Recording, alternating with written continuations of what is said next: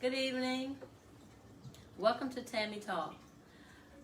We're getting ready to come on and discuss something that is very important, I feel like, in the world, and especially since things are going on like it's going on. But we're going to talk about today mental health. And I'm going to wait till some of my people, friends and family, tune in. We're going to give y'all a chance to tune in while we're preparing. I have my guests here today. They're waiting to speak on it.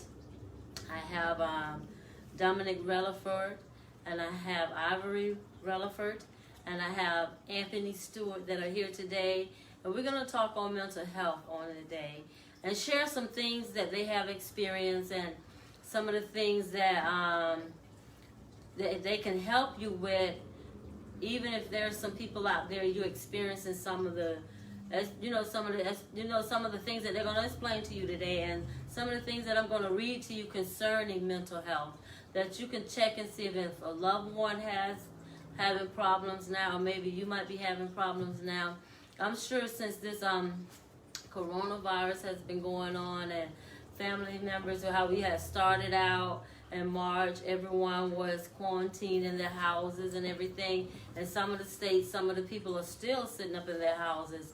And they're going through some dramatic times, because when you sit up in the house and you're used to being out working and, being about your normal life, and then all this just fall upon us all of a sudden. And then you wonder, what is going on? What is happening?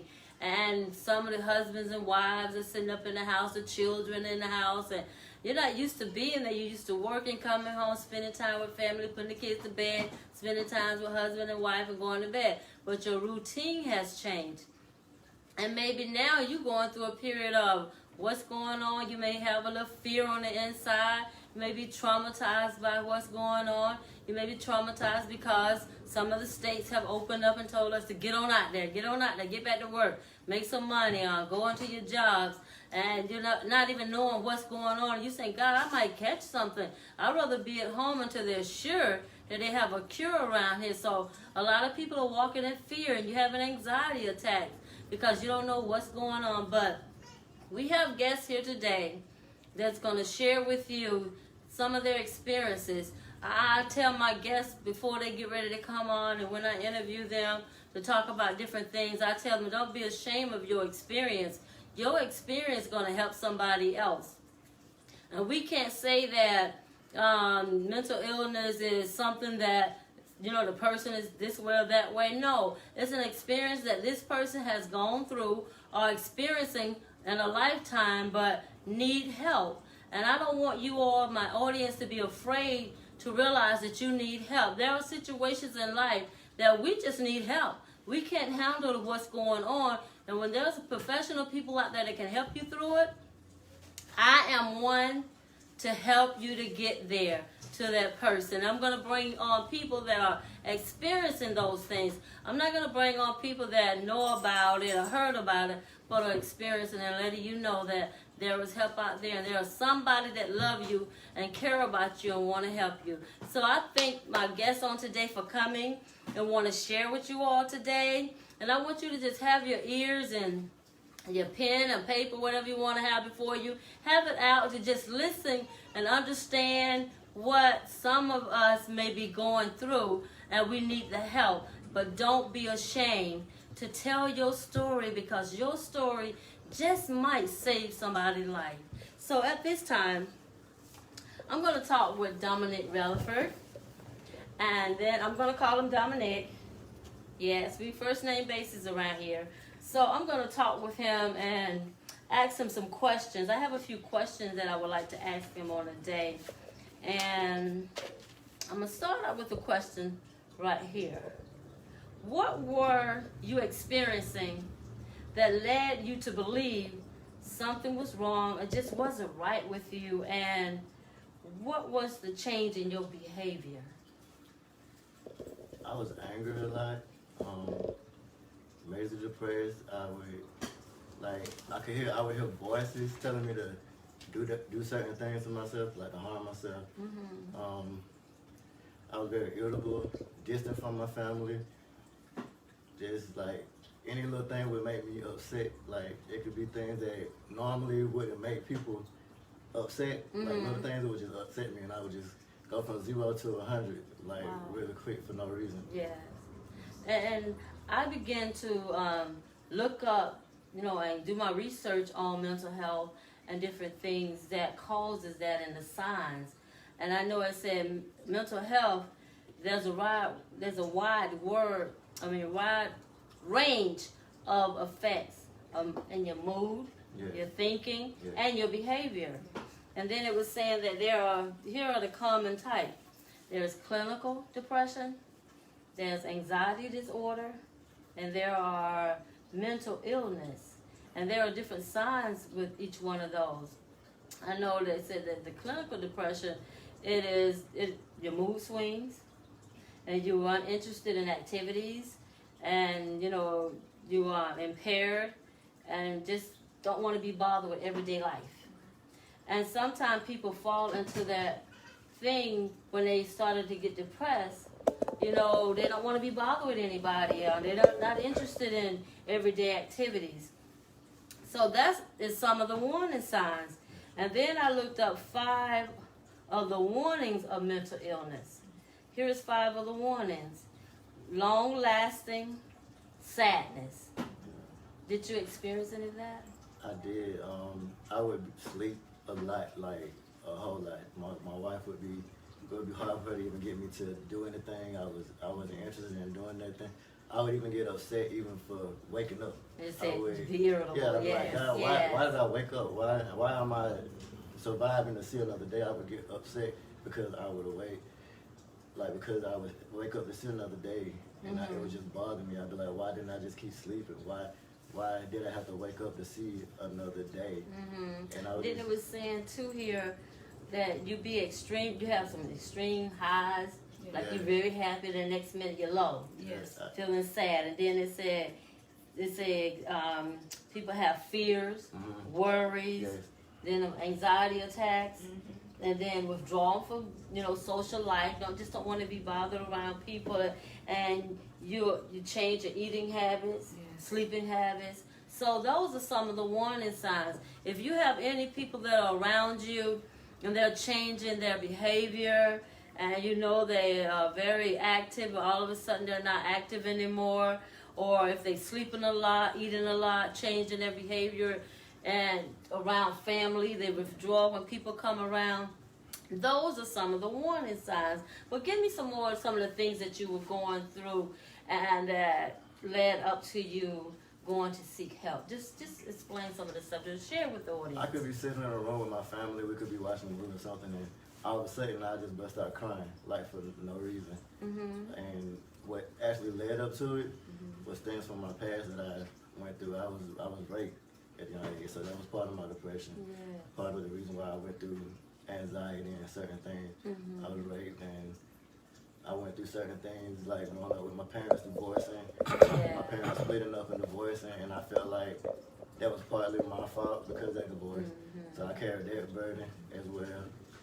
And just a lot of hurt from, church experience as well. I experienced certain things coming up in the church that I carried a lot of hurt and a lot of issues. And so it got to the point that you couldn't hardly bear it because, as you said, you was raped as a young man, and then you had to live with that and hurt of that pain in you. And then on top of that, then your parents, soon divorced, and then you live with the hurt of that. And it's just like it was piling on. And then as you grew older, you got a little experience from that, and then life started happening and started getting worse. So each time that the pressure was coming on, what were you thinking? How was you feeling? Or was you saying that I don't feel like I'm human, or I don't feel like a normal person, or I feel like I need help? What is going on with me? What is changing in me? Or do I need to change something in me? I need help. What happened that triggered in you and said, I need help? Well, what actually happened was one night I was very down, and I went in the restroom. I had a bottle of pills in my hand, and I said, I'm just going to end it all. I said, this is it. And my kids and my wife was outside the restroom, and I could hear them crying and screaming and asking me to open up the door. And my wife called my mom, and my mom, she got on the phone with me, and she was telling me call different people, but I was like, nobody's going to understand what I'm actually dealing with. They're not going to understand what I'm going through, so I called them. But at that moment, I realized that I need help because I need to live for my family. So at that moment, it became more than just about me. It became about my kids, my 3 kids, and my wife. I have a reason to live on, to go seek help. It took me a while to actually go seek the help because, you know, as men, it's hard for us to open up. We like to hold everything in. I was that type of man. I would hold everything in. I wouldn't talk to my wife about much. I just let stuff bottle up on top of each other until it erupts out. But I knew that that night, after that night, I needed to do something. I needed to seek some help, some counseling. And after you came to that conclusion that you needed to seek help, I just want to talk a little bit to your wife as for the signs and the different changes that she was seeing, because a lot of time a family member will see the changes, but they'll be afraid to address the changes because of the way you're feeling, and you know, like you said, you would lash out and say different things because you didn't understand what was going on, but she can see the changes in you. What were some of the changes that you saw? Some of the changes that I saw, I noticed that he would withdraw completely. So like normally he would be kind of bubbly and happy and make everybody laugh. He would play with the kids and stuff. Then all of a sudden I noticed it just stopped. He wouldn't want to come out the room. He would just sleep for hours and hours, and I couldn't even wake him up. When he would wake up, he would be angry. Like you said, that he would even wake up, he would be, you know, even with the children suffered a little bit because, you know, they didn't understand what was going on with Daddy. And then he would sometimes be, you know, mean. You know, he would say things that, you know, I was like, normally he wouldn't say that. Why are you know, saying that to the children? And, you know, we would get into arguments and things about that, you know, because they didn't understand and they were hurting too. You know, that's another thing. A lot of times, you know, we don't realize how certain things can affect you know, the whole family, the children and stuff. So those were some of the things that I noticed that was going on. He had, prior to him actually trying to commit suicide, that time he had lost his job because he had started going through health issues, battling in his body with stuff. And the doctors basically told him, you can't work. You know, so him being a man, I had to watch him, you know, in that aspect, you know, because we struggled a little bit in the home. And so me just encouraging him wasn't enough. You know, like I got it. He didn't like seeing me having to work every day, knowing that he physically couldn't do what he was used to doing. You know, and so all of that just kind of piled onto each other. And he was already depressed about that, and then he just exploded. Everything just began to snowball and snowball.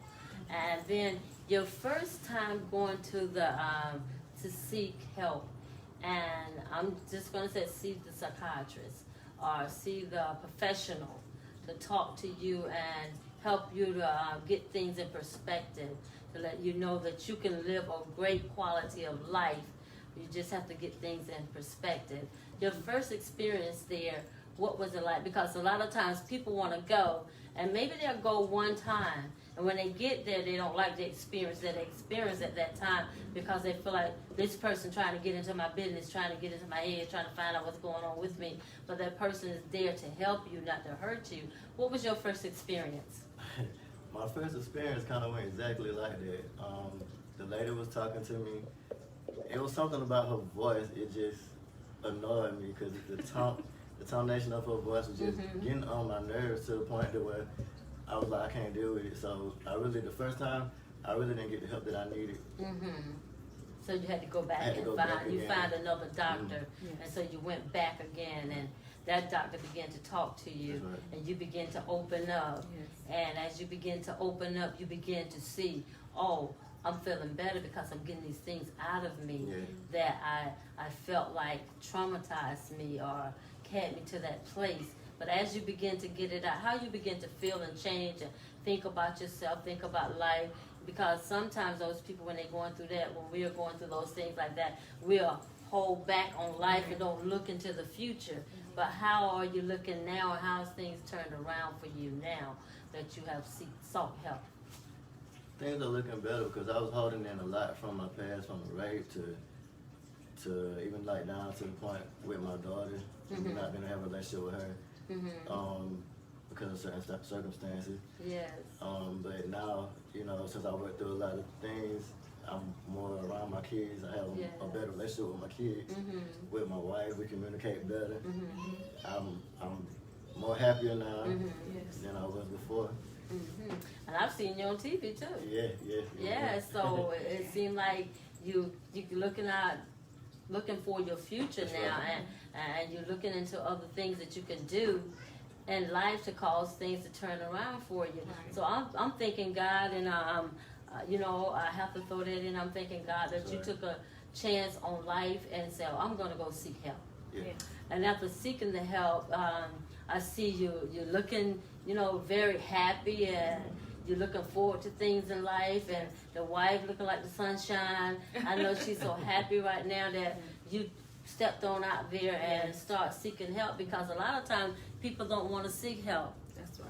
Because they're afraid of what people are going to think, or they're going to stigmatize them and say something is wrong with them. But I tell you what, there's something wrong with all of us.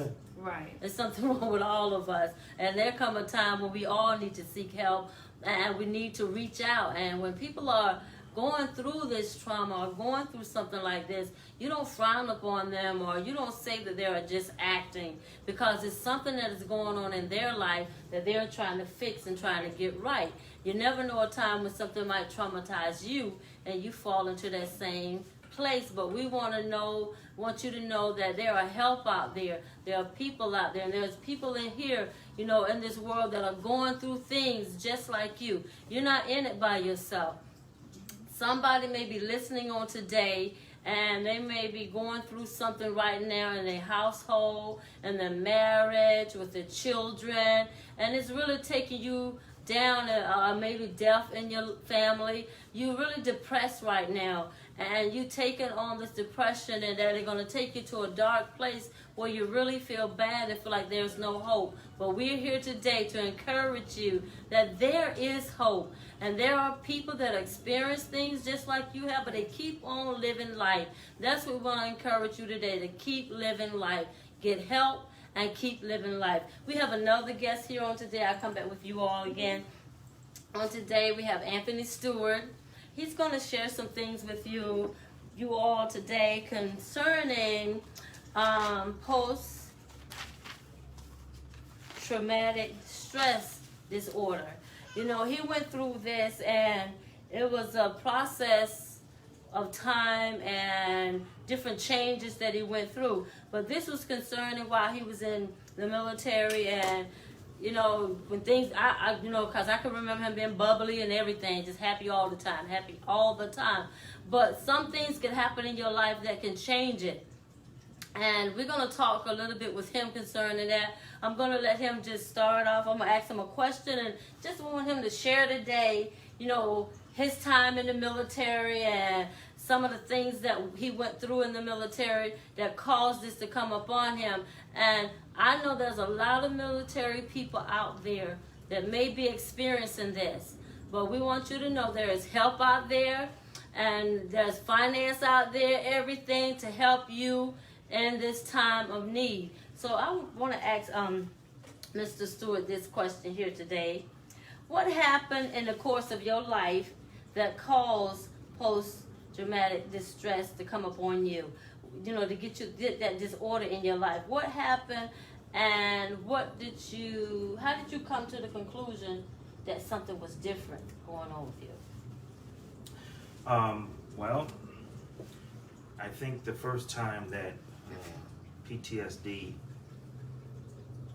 was evident was after I did 2 tours in Iraq, and after I came back home, you know, things were different. Of course, for me, I didn't see that things were different. because that was my new normal. And that's, I think, a lot of the reason why veterans don't really get the help they need, because to us, we don't feel like there's nothing wrong. Okay. We've been trained to take everything. Yeah, okay. You know, if your arm gets cut off, patch it up and keep on fighting. Okay. So things that would be normal to other people are not normal to us. Oh, okay. Tragedy that could be tragedy to other people are not normal to us. They really are not normal, Right. but again, the military, and I was in combat arms, so it wasn't like I had the type of job, and that, I mean, there's different jobs in the military, and not to say that one is better than the Right. other, but there's definitely different types of training. So my job didn't transfer into anything on the civilian side. So basically the government, and I'm not regretting it, they don't, Yes. you know, this is what we do. This is, we serve our country. Right. If they call me today, I would go right back. But we're trained to serve our country. We're trained to fight. We're trained to kill. That's what we do. And if you're in combat arms, that's what you're trained to do. So it's always very hard. It's always, there's no soft spots. Right. It's always, you know, get over it. If you get picked on, nobody's gonna say, pat you on the back and say, oh man, they were just joking, don't worry about it. No, you got to learn to get over whatever it is. If it hurts your feelings, like, we don't care. They actually do care, but the training is such that you have to be able to handle anything. Right. So you begin to develop this sense in your head that there is no abnormal. It's just adapt and adjust. Okay. So after I came back from Iraq and got back into the civilian world, I realized that nobody's understanding me. When you're a soldier, when you're a leader, again in the military, your soldiers are trained. If Sergeant Stewart says do it, you don't question it. Right. You just do it. Right. If you don't like it, we'll talk about it after. Right. But right now, you do what I'm instructing you to do, because that may save your life. Right. So getting back in the civilian world, it was a big adjustment for me, because I felt like nobody was listening to me. Right. I have a question for you. Even before you got out of the military and was called to go to war, how did you feel then? You know, living as civilian, no, being in the military, being with your family and everything, but all of a sudden you got that call. And what was going on in your mind at that time? What was you thinking? And what day were you called to go? Well, there's a lot of emotions that go through your head. Again, because of the training, there's I'm gonna say some things. I don't want to offend anyone, but I just want you to understand maybe the mind of a soldier. There's one side of me, of us, and I can speak for a lot of my veteran friends, that is on the edge and waiting and ready to go and do what's necessary. There's that edge is always there. I want to say, honestly, there's more of that edge than any other type of edge. We want to get in the fight. Right. So that was already in my head. The part about my family, I have to be honest, and I've never said this to my family, but I wasn't really worried about leaving my family, because I expected my family, which family members can go through a lot of trauma being with soldiers, and they may need help as well. I wasn't expecting my family to not understand. Right. This is what I got to do. I don't want to hear it. Don't cry. You know, I don't have time for this. Do what's necessary to get yourself together. Right. I got to go. But of course, there's a human side of us. And the human side makes us begin to start thinking with our heart. And there's a conflict there because, again, soldiers don't think with their heart. Right. You know, and so there was a small moment, and sometimes I feel ashamed to say there was a small moment that I felt bad for my family. The only assurance I had was, well, they were set up, they have money, they have a place to live.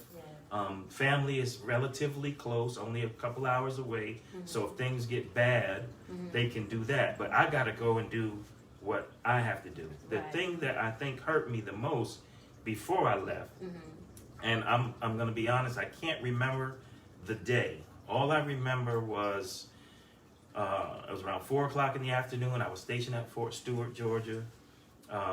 Me and my soldiers were just kind of sitting around what we call the motor pool, which is a military garage, and just chopping it up and laughing and, you know, as they say, smoking and joking, waiting to get off base for, you know, the platoon sergeant to tell us we could go home, and we would try to race the flag so we wouldn't have to stop and get stuck saluting the flag, which not that we didn't want to do, but it just caused a lot of traffic on base, and you kind of try to want to get off base before all that congestion. We're very proud to salute our flag. So we were just sitting down there, hanging out, talking about whatever. Our lieutenant comes in, and this was only maybe just 2 weeks after Saddam Hussein invaded Kuwait. And he said, you guys know that Kuwait was invaded by Iraq.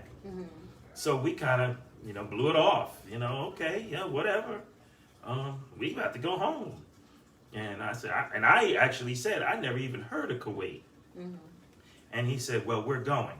And then at that point, you could hear a pin drop. And I kind of said to myself, you know, this is not really happening. They're just talking. I'm not going to worry about that. But he told us to stand by. So, of course, again, we're upset because now we can't go home. It wasn't about going to war. At that point, we were like, we can't go home. Like, we got to sit here on this base and wait for them to tell us to go home. So he went and did whatever he did. He came back, you know, about an hour later, and he said, okay, first squad. And say, I was in charge of fourth squad. So he said, first squad, second squad, you're not leaving. Do not leave the base.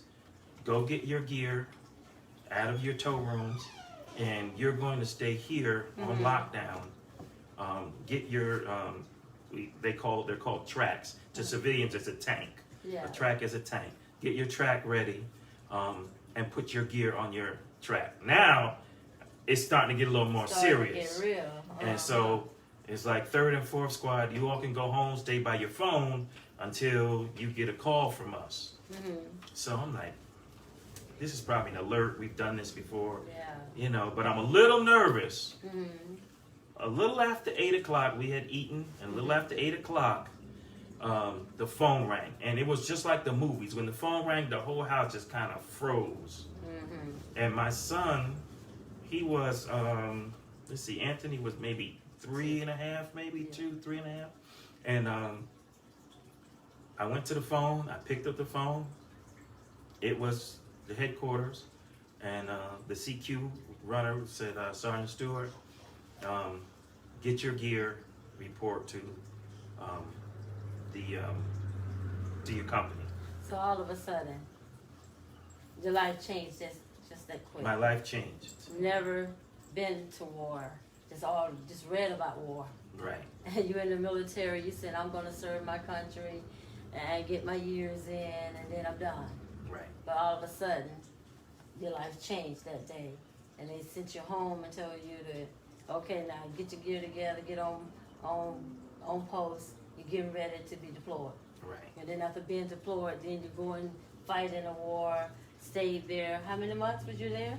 I was there just about a year. About a year. And then you went through all of that, watching the different things that had to go on in the war, that do go on during the war. Come back home, and after coming back home, and then you got to get back used to, after you're getting out of the military, you got to get back used to the civilian world. Yes. And the civilian world is so different from military world.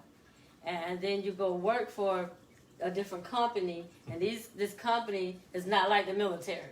No, Straight, not at all. everything laid out, everything in line. So you got to get used to being around people that not following orders or not doing it as was in the military.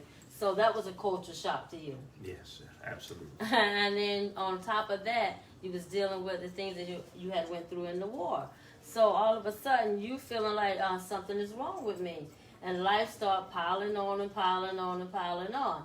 So what point did you get that you felt like, I need help? What Okay. happened? So I have to tell you, it was a long process for me. And again, especially with military, we are in denial. Mm-hmm. You know, when I went to Iraq, I was only 20.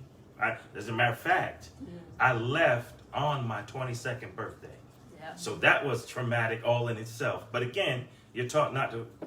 What does a birthday mean? Doesn't mean a Yes. thing to us. Yes. So I remember I got a watch for my birthday. Mm-hmm. My wife got me a watch, and I was getting on the plane Mm-hmm. on my 20. I celebrated my birthday flying in the air to Iraq, my 22nd birthday. So I have to say that, you know, as time went on, and on the civilian side of things,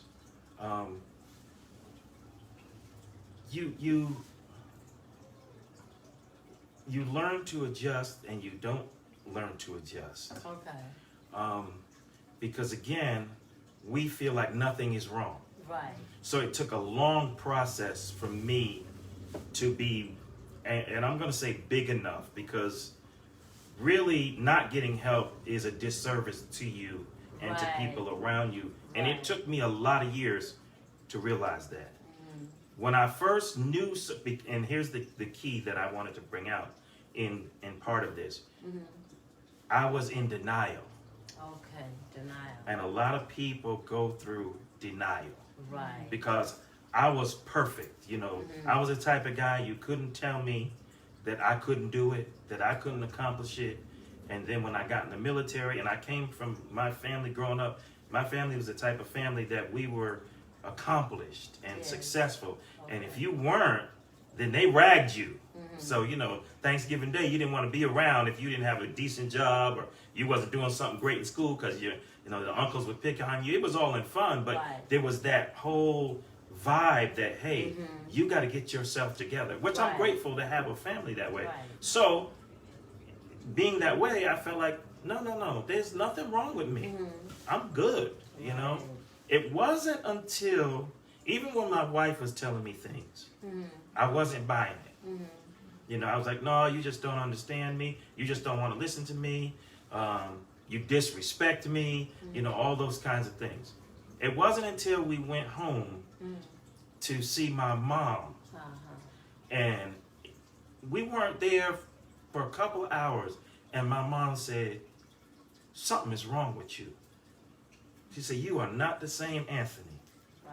And I got mad. I got mad about it. I was like, no, you just talking, you know, I'm better than I was before.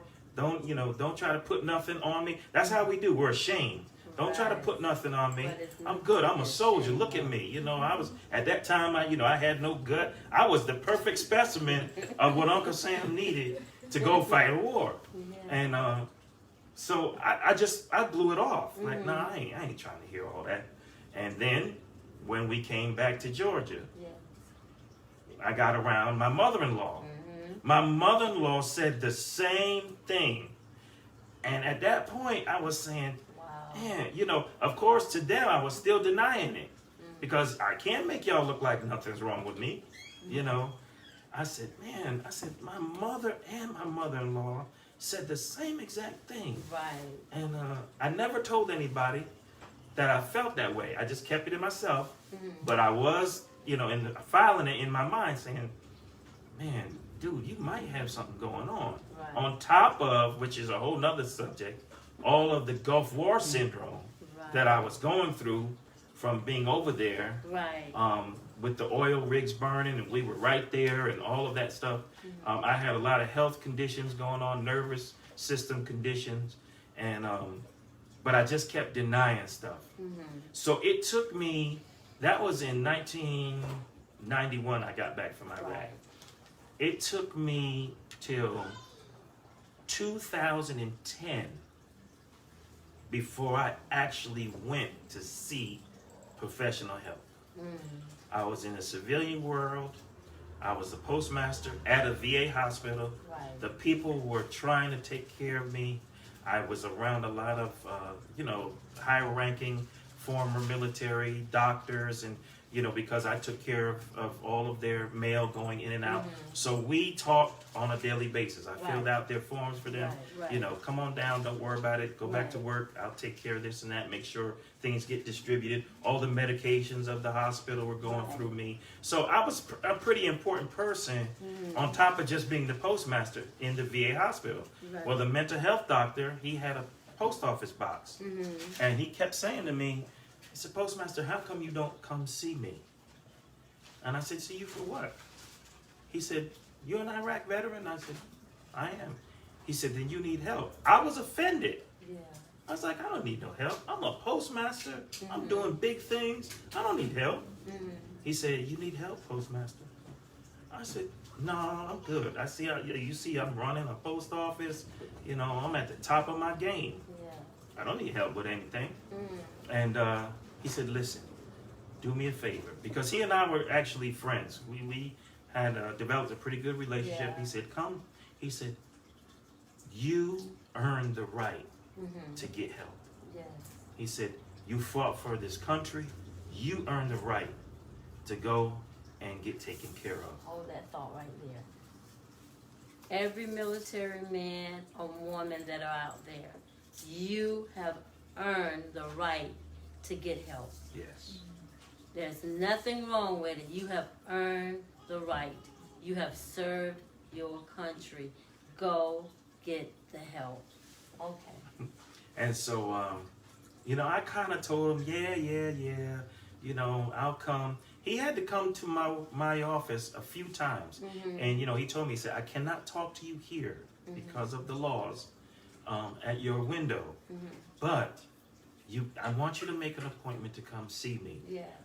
Because you deserve, you may have compensation.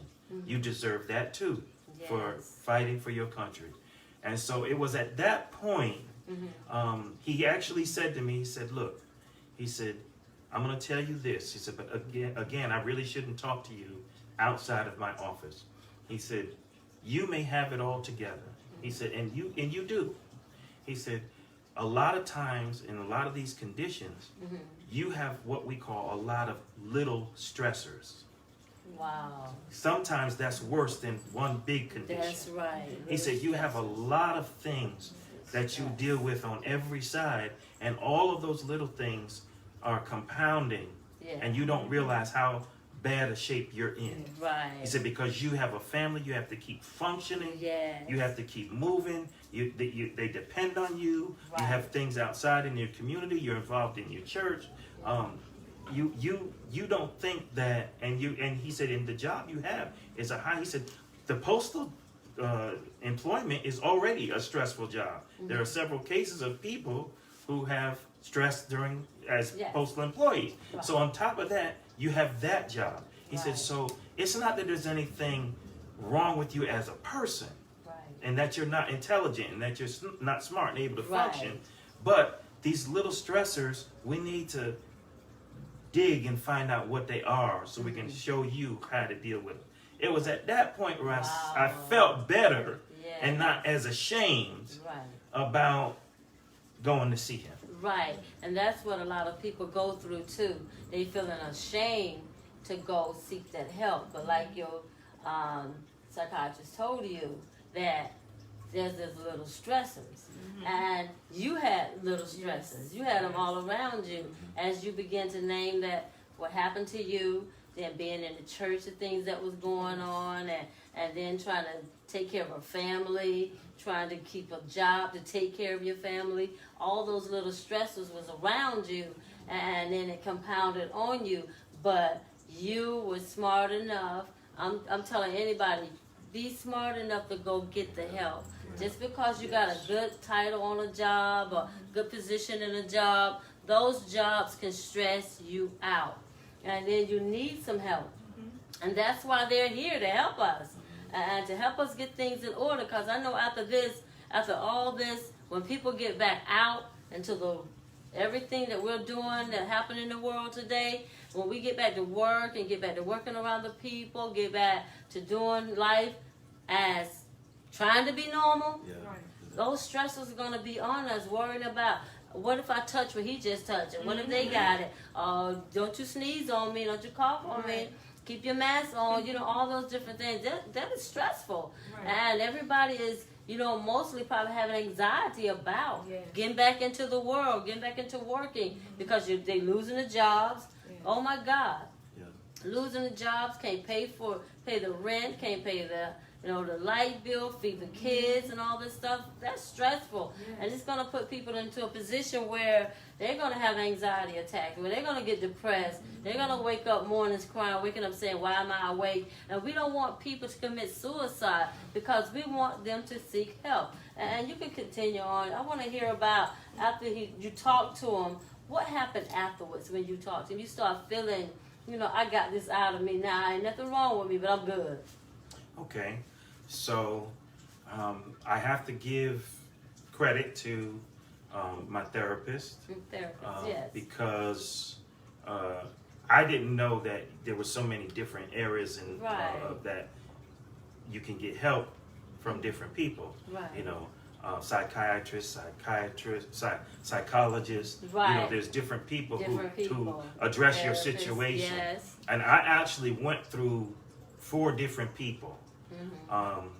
Because I wasn't comfortable with certain people. I didn't want to do the group thing. Again, I felt like I'm in position. I'm a prestigious guy. My community knows who I am. I'm not going to be in a group telling people, that I felt like crying. I'm not doing that. I'll talk to him, but I'm not going to talk to anybody else. But what I realized, because, and I'm going to say this, especially with our African American community, we feel like we don't need help. It's not it's not dumbing us down. It's not making us not hard. It's not taking away from our culture. I don't care. And I love my people. I'm for my people. But I'm going to say this. I don't care what your culture is telling you. If it's wrong, it's wrong. Okay? I'm not going to risk family, my health, myself, because I want to feel black. I already know I'm black. I already know I'm African American. So I say that to the community. Everyone can use mental health. White, black people. I mean, I'm not, of course, those of you know me know that I'm not a prejudiced person at all. But I wanted to address specifically the African American community, because we already are a lot of times behind the power curve when it comes to illnesses and different things. So if there's an opportunity, and there are resources out there, then don't be ashamed to go and get this help. Why am I saying this? Because after I got there, and I'll just say this one thing, I don't want to keep going on, but one of the things that I remember specifically in my head, because PTSD and the things I went through, I used to have a very good memory. A lot of things I cannot remember now. And it's starting to really bother me. He said to me, it made sense. And then I knew, well, these people can really help you, because I felt like I used to come home and tell my wife, I could tell the psychiatrist how to do things. He can't tell me nothing. That's the type of person I was. I'm smarter than he is. I can sit him on the couch and help him out. That's the way I felt. But one of my therapists said something to me. He said, listen, you have to realize that there's nothing wrong with you. You just think of things in a different way. And then he explained it. He said, for instance, because I used to get angry a lot. I used to be the type of guy that always try to mediate and help everybody. And I was the guy to get in between everybody. And listen, we're going to settle this and blah, blah, blah, blah, blah.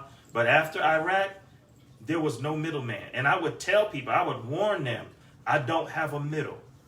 I'm either very happy or I'm going to be on top of you. One of the two. So don't take me there. Don't put me in a place where I keep asking you something over and over and you act like you don't understand me or I'm not making any sense, because I'm going to make you make sense out of what I'm saying. However I got to do it. That's the way I was. So he said to me, it really changed some things. And I'm going to tell you now, I'm still working on it. And I still need to go back and get some more. There's nothing wrong with that. Right. But he said, everything that you look at, being a war veteran, you look at as life and death. Wow. That was the most profound thing I had ever heard. Yes. It may sound simple to you, but to me, Yes. I was like, man, he's right. Right. He said, if your kids, which, some of my friends said, shoot, that's anybody's home. Kid don't act right, you want to knock him in the head. Okay, that's true. But to me, it was next level. Like if I told my kids to take out the trash and 5 minutes later the trash is still sitting there, now I want to pick up the can and smash it on their head because I told you to take the trash out. That might sound like every home, but trust me, and I won't go into too many details. If you were inside my home, you would know the intensity of what it was, how upset I got because you're not paying attention to me. You're not listening to me. Yeah. You're not obeying my commands. Right. I was treating my family like they were soldiers and not civilians. I was treating people like they were soldiers and was mad because they weren't responding like my soldiers responded. And a lot of military go through that because they feel like, some people ask me, so why would you go back? I said, one, I want to fight for my country. And, my fellow soldiers are out there. I said, the other reason is because I'm a somebody. Yes. I'm a somebody in the military. When they look at the rank on my collar, anybody that doesn't have that same rank, they don't even have to know me. If I tell them to go left, they're going left. They're not questioning it. Right. You don't have that in the civilian world. Right. You don't have that at home in your family. He said, your intention is the best for everybody you deal with. But it frustrates you to no end because when you give them a solution, they either feel like theirs is better or they feel like they don't have to do that. And that's what takes you to the next level, to that 100, where now you're mad at everybody because you feel like this is going to cost you your life. Yeah. But it's really not. Right. So I had to learn to try to scale it back and go, okay. And he told me, he said, if your son, your daughter, whoever doesn't take the trash out for the next 2 hours, and then they finally take it out, they did take it out. And at first I wasn't buying it. I was like, they didn't take it out when I told them to take it out. And he said, no, the mission is that you needed the trash out. Right. And they took it out. Now, if it lasted a couple days, sure, you get upset, So that was one of the things that I realized, these people are professionals. They do know how to say and word things to where you can understand and it can help you. Right.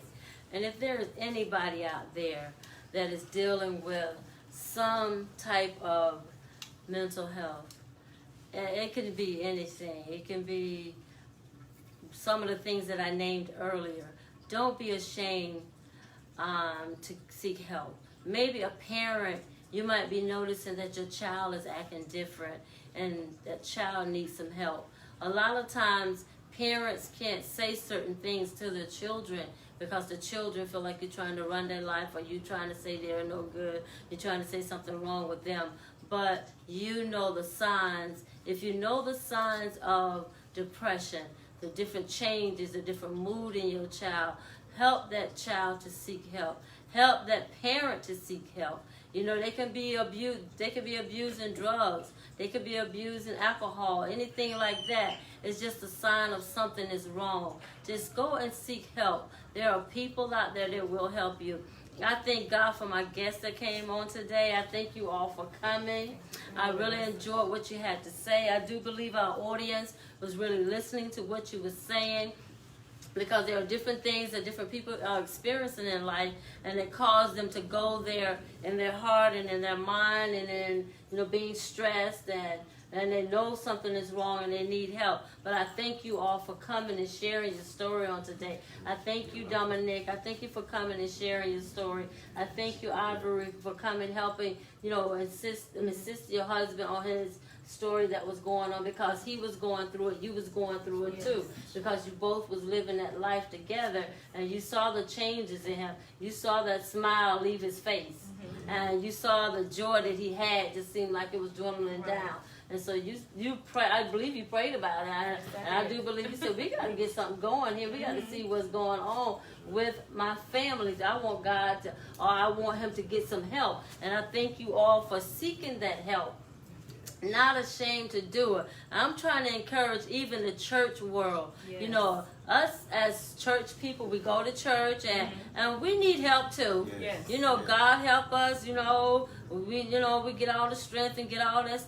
All the word in us and everything, but still we go through life changes. Life still happens to us, and we need that help. Don't be ashamed to get the help you need, so you can be the full woman, man, what God made you to be, and you won't have to walk around being embarrassed or being ashamed. Don't be ashamed of what you're going through. Seek professional help.